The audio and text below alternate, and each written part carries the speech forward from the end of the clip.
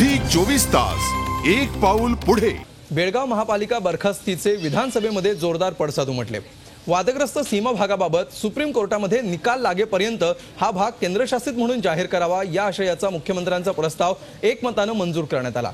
तर या मुद्द्याचा निकाल लागेपर्यंत राष्ट्रपती पदाच्या निवडणुकीमध्ये मतदान करू नये अशी मागणी मनसे गटनेत्यांनी केली।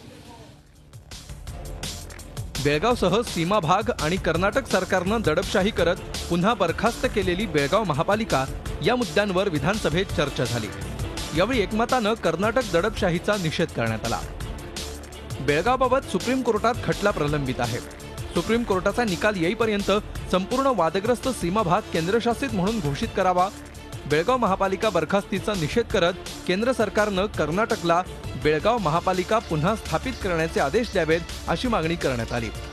मुख्यमंत्र्यांनी मांडलेल्या या ठरावावर सर्वपक्षीय आमदारांनी कर्नाटक सरकारचा निषेध करण्याबरोबरच या प्रश्नी महाराष्ट्र सरकारच्या अनास्थेवरही टीका केली। 3 जुलैला जेव्हा महापालिका दुसऱ्यांदा दुष्टबुद्धीने बरखास्त झाली, ताबडतोब महाराष्ट्राने या ठिकाणाहून त्यांना तंबी द्यायला पाहिजे होती की अशा प्रकारचा तुम्ही अत्याचार करत राहाल तर खबरदार। मनसेने तर या मुद्द्यावर थेट राष्ट्रपती पदाच्या निवडणुकीत मतदान न करण्याची मागणी केली। जोपर्यंत केंद्राकडून सीमा भागातील जनतेला न्याय मिळत नाही तोपर्यंत राज्याने राष्ट्रपती पदाच्या निवडणुकीत मतदान करू नये अशी भूमिका मनसेचे गटनेते बाळा नांदगावकर यांनी विधानसभेत मांडली। तर बेळगाव महापालिका बरखास्तीचा मुद्दा हा कानडी विरुद्ध मराठी अस्मितेचा आहे, त्यामुळे ठराव करण्याऐवजी पाठपुरावा करा अशी भूमिका भाजपने घेतली आहे।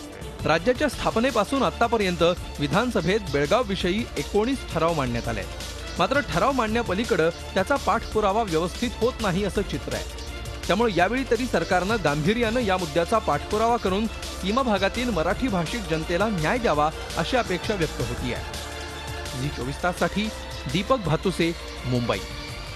झी 24 तास एक पाऊल पुढे।